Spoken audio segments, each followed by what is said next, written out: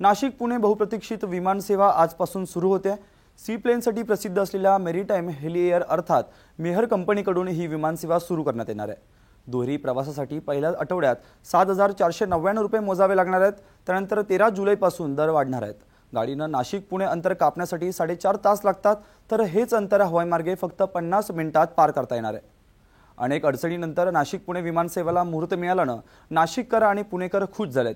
ही विमानसेवा नाशिकच्या औद्योगिक विकासासाठी लाभदायक ठरेल असा विश्वास नाशिकच्या उद्योजकांकडून वर्तवण्यात येतोय।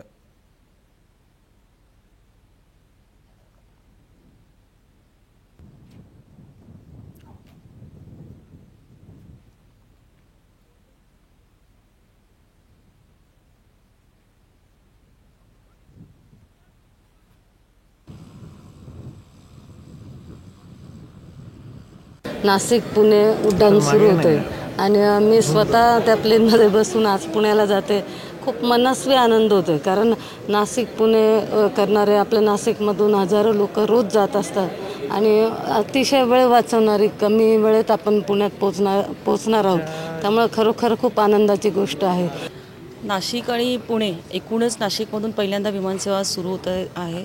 मनापासून आनंद होत आहे, कारण नाशिकच्या विकासासाठी एअर कनेक्टिव्हिटी असणे हे खूप गरजेचं होतं। नाशिकमध्ये IT चा विकास होऊ शकला नाही, कारण एअर कनेक्टिव्हिटी नाही आहे आणि खूप मोठ्या प्रमाणामध्ये बाहेरचे उद्योग इथे नाशिकमध्ये येण्यासाठी देखील एअर कनेक्टिव्हिटी असणं गरजेचं होतं आणि त्यामुळे आज नाशिक पुणे ही पहिली विमानसेवा सुरू होत असताना मला मनापासून आनंद होत आहे। आणि येणाऱ्या कालावधीमध्ये अहमदाबाद असेल, बंगलोर, हैदराबाद, दिल्ली, इतर सगळ्या शहरांची भारताच्या इकडची विमानसेवा जोडली जाईल। नाशिककर त्याला चांगला प्रतिसाद देतील। ॲक्च्युली नाशिकहून पुण्याला जायला जवळजवळ 6 तास लागतात। मला वाटतं ही जर फ्लाईट सुरू होत असेल तर चाकणमध्ये ज्या लोकांच्या इंडस्ट्रीज आहेत त्या लोकांना ह्याचा निश्चित फायदा होणार आहे। परंतु अजून एक माझं एक सजेशन त्यांना असं द्यायचं आहे की जर नाशिक मुंबई ही जर फ्लाईट सकाळी 6:30ला जर सुरू झाली तर मुंबईहून बरेच प्रवासी पुढे दिल्ली, हैदराबाद किंवा बँगलोरला जाण्यासाठी इच्छुक असतात किंवा इव्हन फॉरेनला देखील जाणारे असतात।